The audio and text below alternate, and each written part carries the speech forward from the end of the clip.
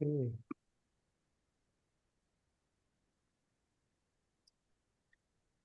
Yeah. So I know we've been doing, last week we finished the 5 days challenge, right? And during the 5 days challenge, we talked about different aspects. Who can remind us what our 5 days challenge was about? Anyone remind us? Back from the long weekend. Who can remind us?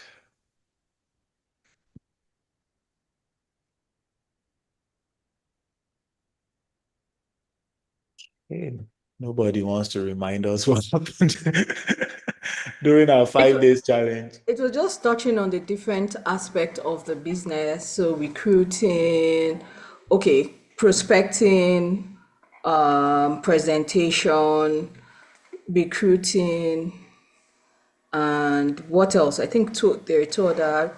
Last 2 days, I missed the last 2 days. So what can we say we learned from that meeting? Like, can anyone share what they learned from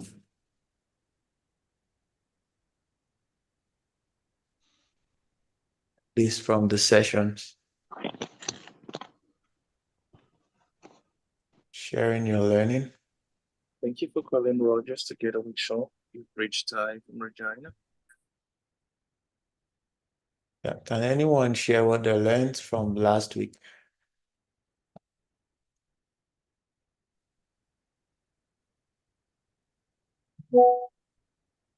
Okay.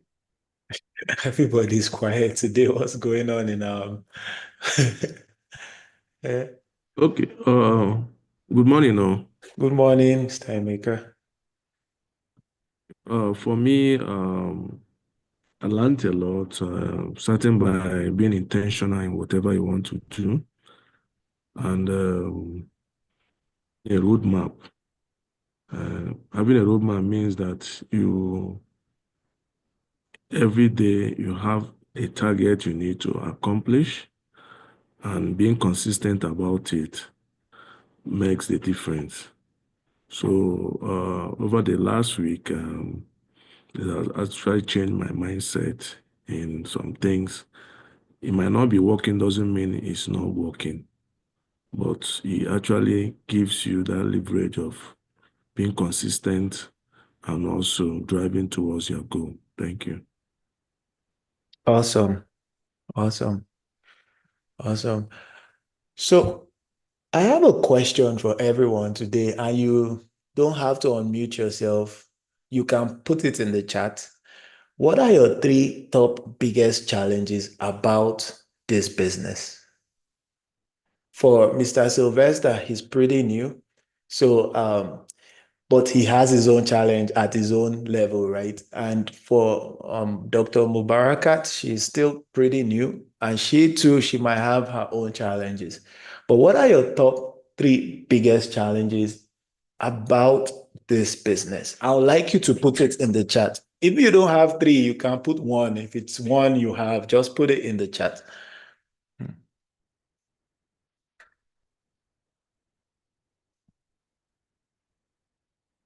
Okay, I'm waiting. Okay. Consistency. I love that, Madam Teresa. Consistency. Okay. In the chat, it could be doubt, it could be worry, it could be anything. What are your top three biggest challenges?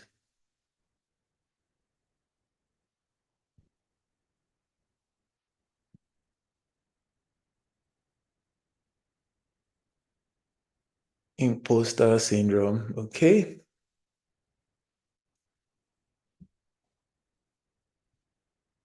Follow-up documentation and time management. Okay. I like that. That's from Tosin and Patrick. Yeah. Top two, one, two, three biggest challenges.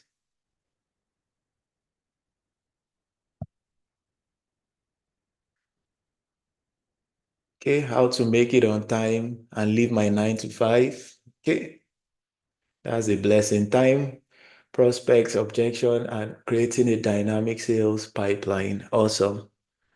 You know, yeah. Okay. Balancing time for work and business. I love that. Yeah. Okay. Any other person typing?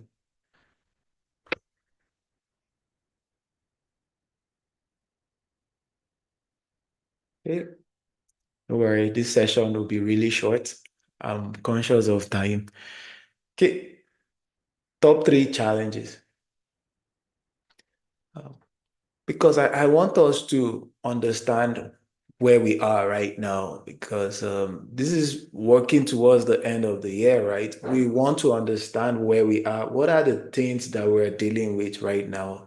And how can we become better entrepreneurs, right? In whatever business we set our minds to do. So, understanding your biggest challenge is a key factor to growing any business. So every skill that we learn today is harnessed. Every skill. I remember most of us could not even ride a bicycle, but today we can ride a bicycle. Most of us could not drive a car, but today we can text and drive a car. Most of us could not do a lot of the things that we're doing today. But guess what? We learned it and we harnessed the skill and we became very good at what we're doing. And we can subconsciously do it without anybody pushing us because we understand. Some of us, we could not even use a mobile phone at some point. Why am I saying this? I worked in HR for a long time and I understand that when we put out a job description, right? If we're looking to employ somebody, we always say required skills. So there's always going to be required skills for every profession. And it is not different from what we do today. So if you look at this, every job ad has the required skills that would be needed for you to function in that job. And it is the same thing with what we do today. And I mentioned that every challenge, right? Where like we should name our top 3 big challenges, right? But the truth is that every challenge we face today is because we lack the skills in that area. And I want this to sink in. Every challenge that we face today is because we lack the skills in that area. Anything that you find challenging is because you don't have the right skills for that aspect of your life. So everything that is slowing down, everything that is not working, everything that seems difficult is because you don't have a good understanding. You've not been able to build the right skills for it.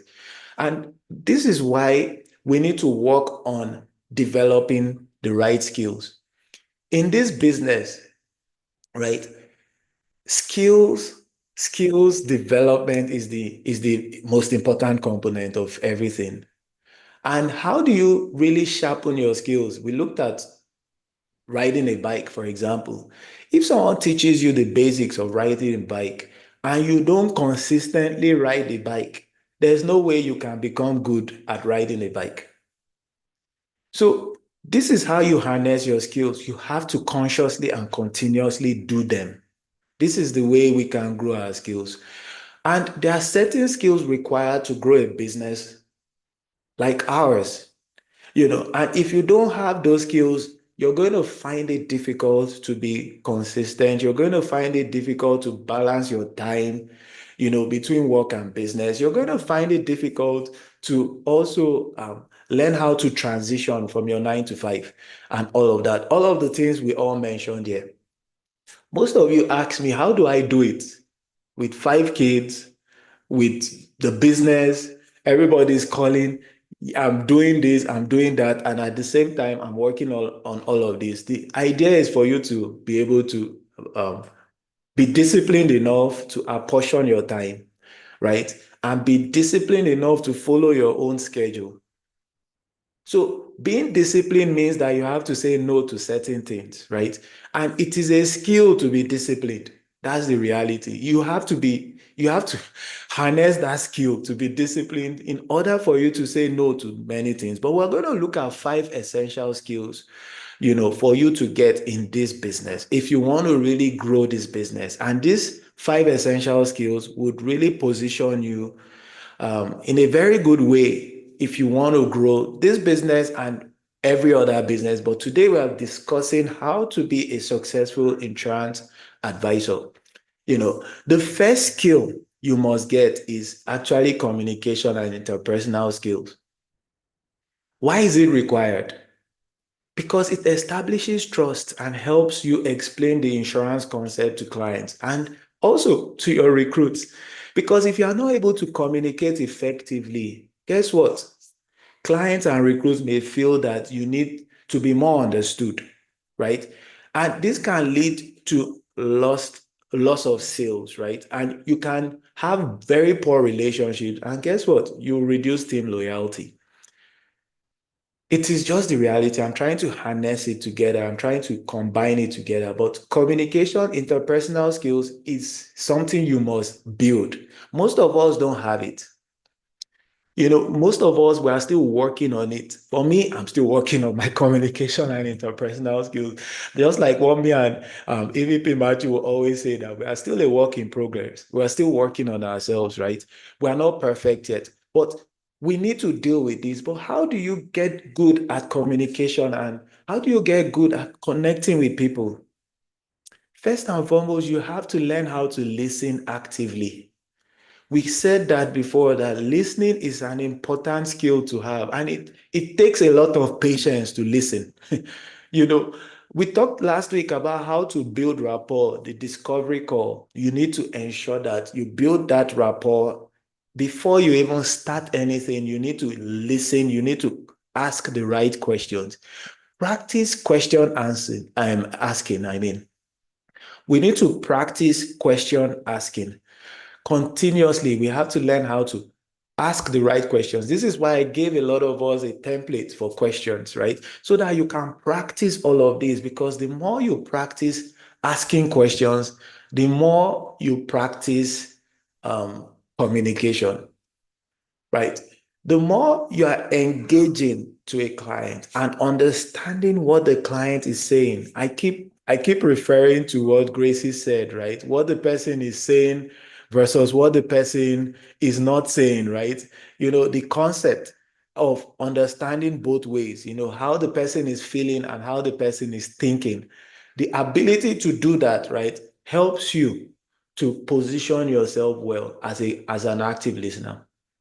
Also, learning how to call people by their first names while you are talking to them and interacting with them shows as if you are engaging with them. So we need to learn how to engage more. So one of the most important skills you must have is communication and interpersonal skills. I want to urge each and every one of you to look for books on communication. There's someone I follow. I'm going to send you his name. It talks about communication a lot, how you can talk to a crowd, how you can communicate effectively, your gesture, everything that you do. All of these things are important. I learn. I try to get programs that deals with communication because I want to get better at communicating. When I see people talk in TED Talks, I see people communicate, how they engage the crowd. I want to do that, So you have to learn how to communicate. And one of the key components of communication is listening. Understanding what people are saying, but they are not saying. So that ability is a skill that we all need to learn. Another skill we need to learn is networking and relationship building. You see, why is it required? It is a key, it is a key component for client acquisition because without networking, you cannot retain clients. I hear people say that, oh, we've exhausted our cold market. Most times we hear this a lot. Oh, I've exhausted my warm market. How do I engage cold markets? The truth is that if you're not good at building relationships, if you're not good with networking, I'm telling you, you limit your potentials in growing any business. So you need to learn how to at least build relationships. You need to learn how to network. I tell you guys, most times I just look for events going on in the city. I just want to visit that event. Even if I don't know anybody there, I want to connect with people. I want to join networking groups. I just joined a new networking community this week.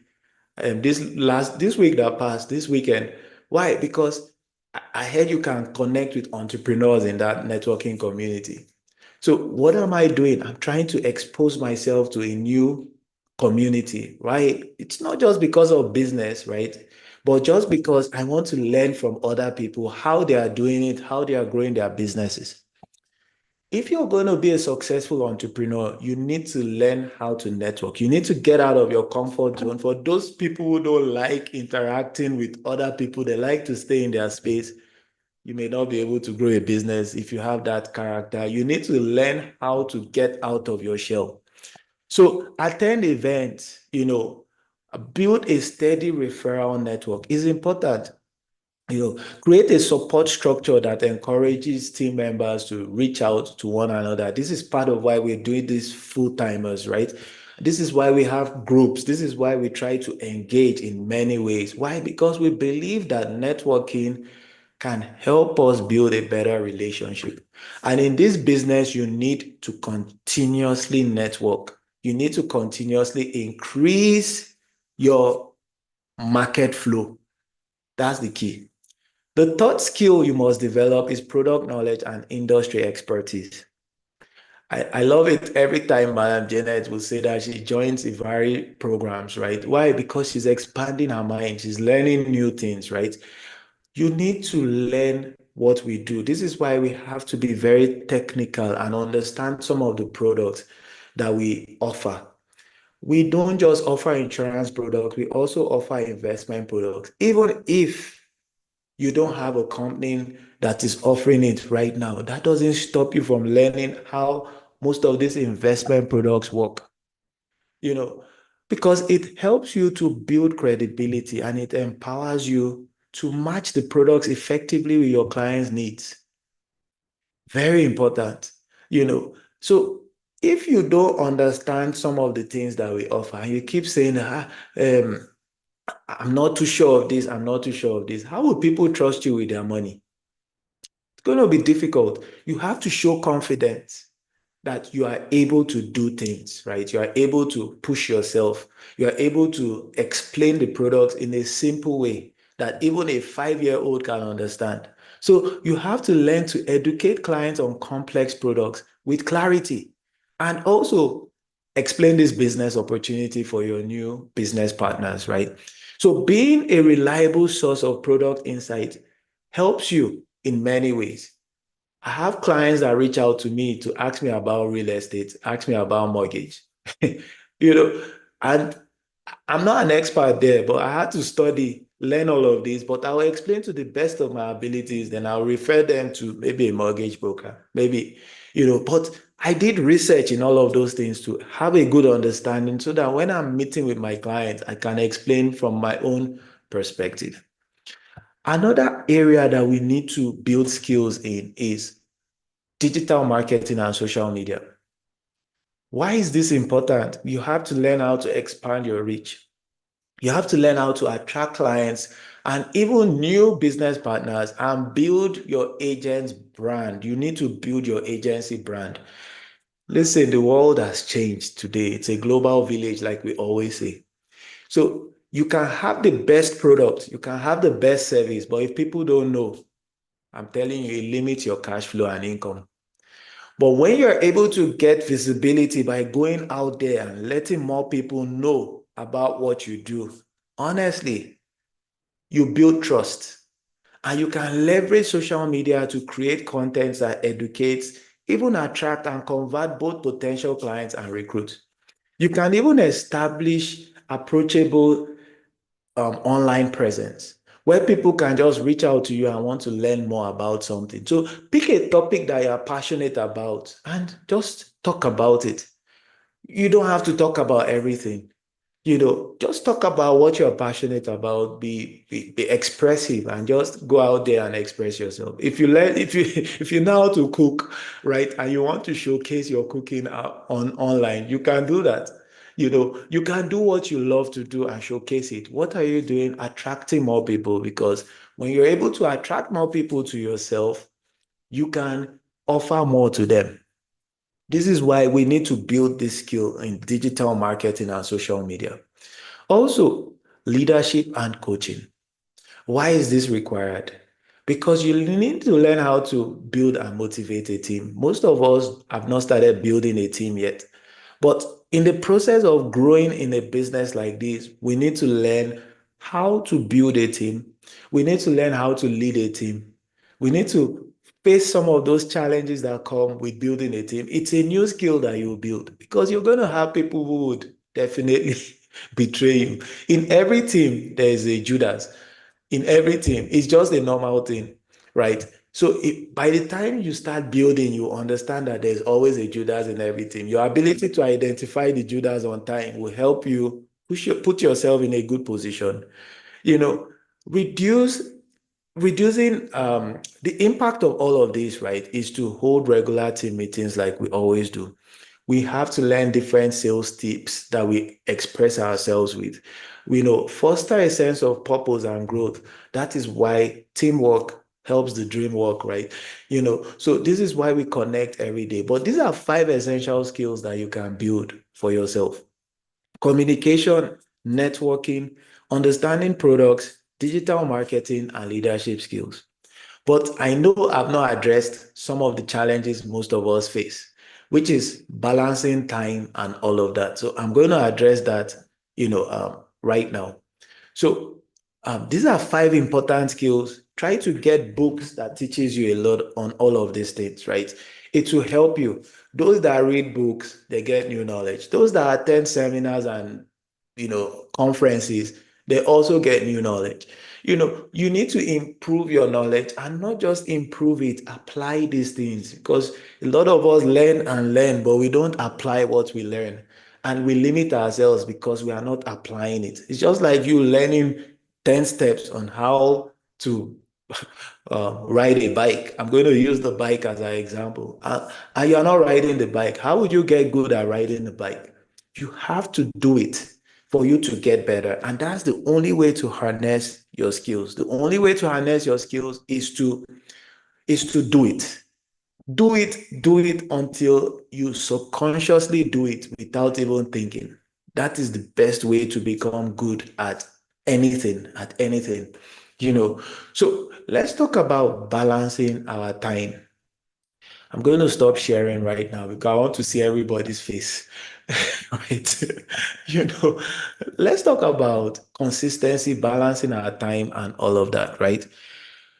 So, for Toby, I used to be in my 9 to 5, and I used to be, my 9 to 5 was very demanding also at that time, but how was I able to manage my schedule?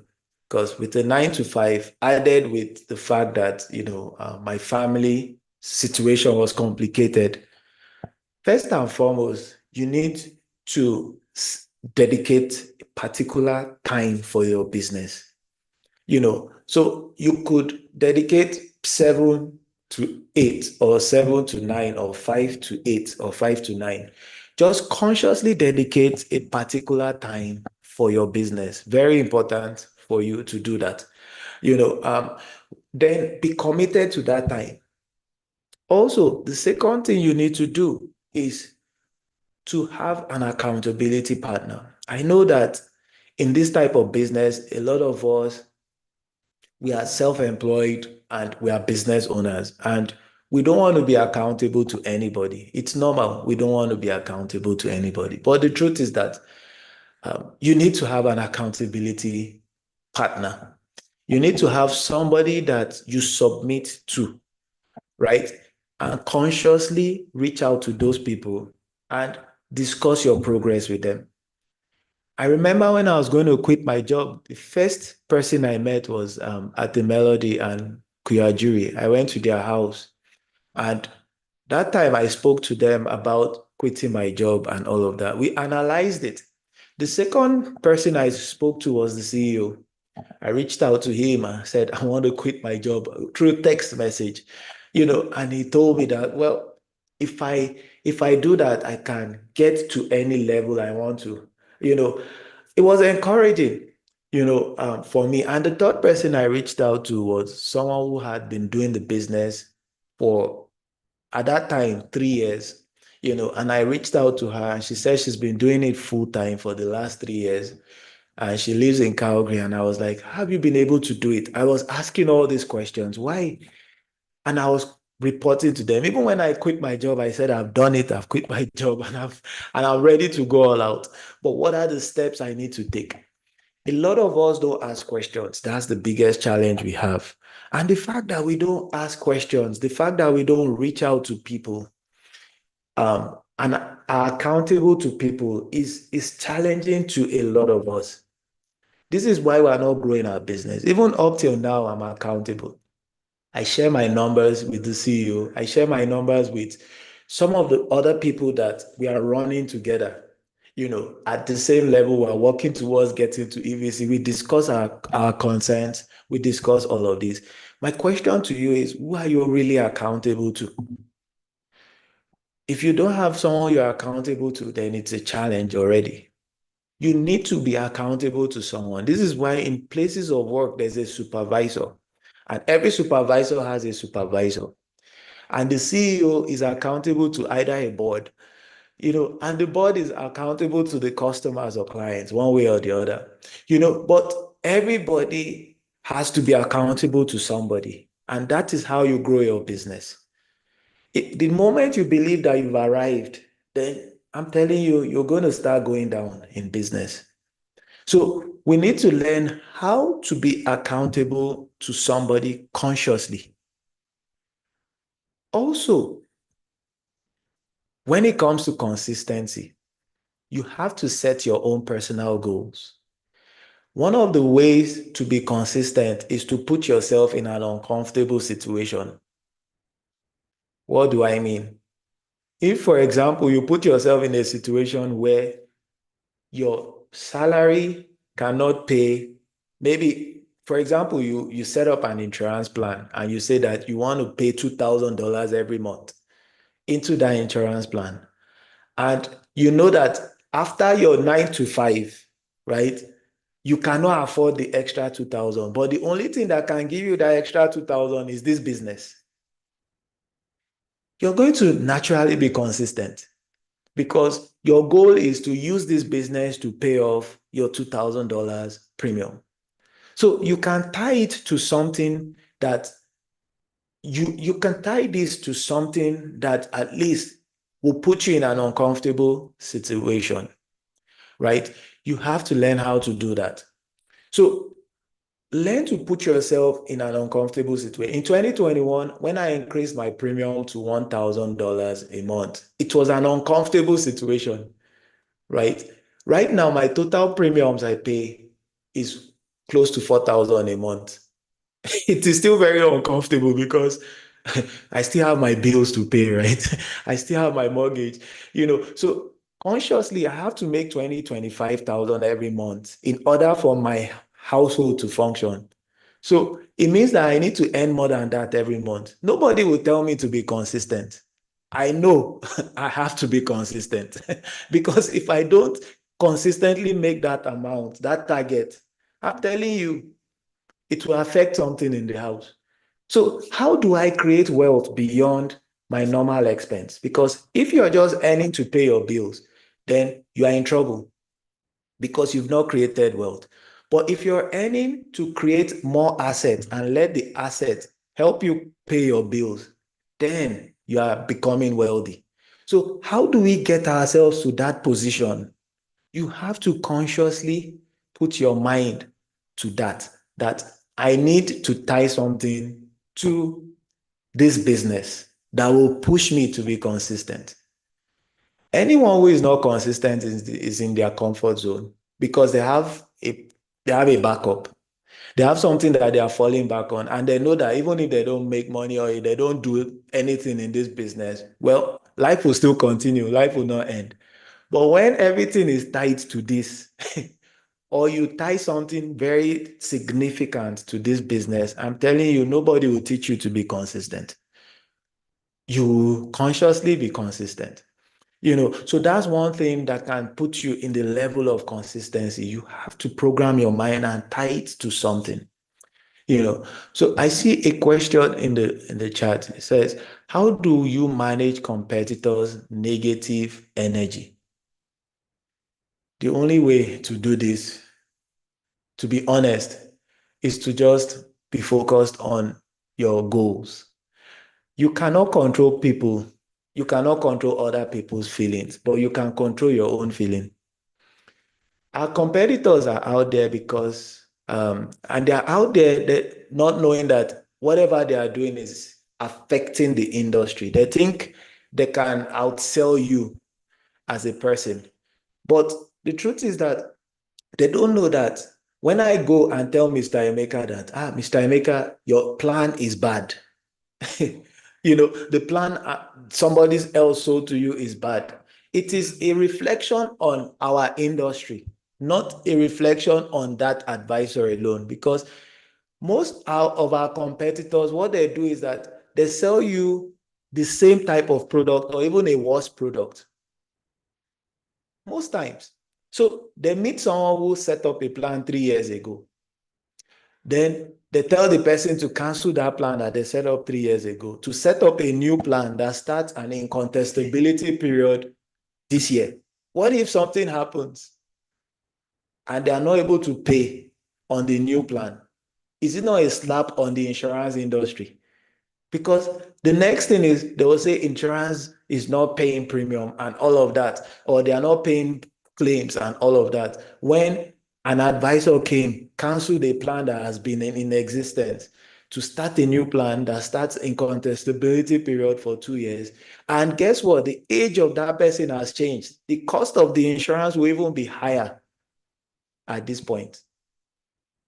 So in doing this, it is a slap on the industry as a whole, not even a slap on the advisor. So why are we saying this? We have to learn how to do things differently. This is why, in great way, we are not trained to focus on other businesses. We are not trained to focus on why this person's product is bad. We understand all of this, but we are trained to educate people and make people more aware. There's a WhatsApp group I belong to that somebody posted something about Greatway yesterday night. I was bringing something about the audit that has happened since 2023. And the first question I asked the person is, what is your intention with this post? Like, what are you trying to achieve with this post? And the person could not mention. He said, I'm just going to bring an old post. Does a universal life, the question is that, does a universal life pay out the fund value? That was what he started asking me. I said, I can educate you more if that is what you want, and I can educate the whole group. There are different ways the universal life is structured. So I started educating them and making them understand that it depends on what contract is selected. This is why we go over the contract with all our clients, right? And from that conversation, he was coming in a negative way. But from that conversation, I've closed the clients today, this morning, from that conversation. Why? Because people will perceive, things. So if you are focused on you trying to defend every time, most times, don't be on the defense. Most times be in the position to educate and make people think, because common sense is not common, right? So we want to ensure that at least you ask the right questions and allow people make that decision. So you ask, based on what they've said, you ask and show them evidences based on your own plan.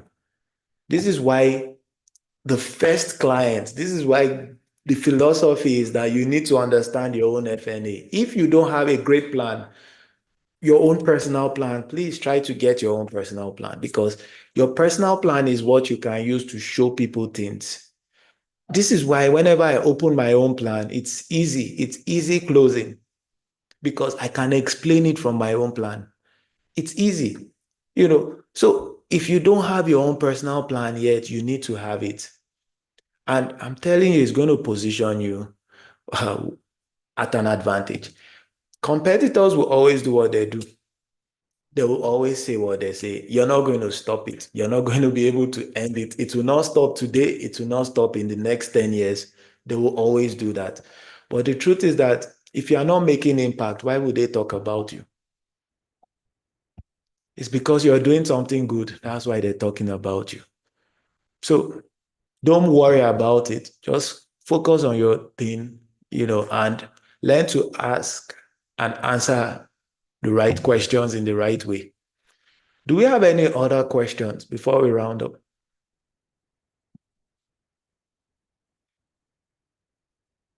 Any questions? Questions about growing your business? Questions? Okay. All right. So, thank you so much for joining.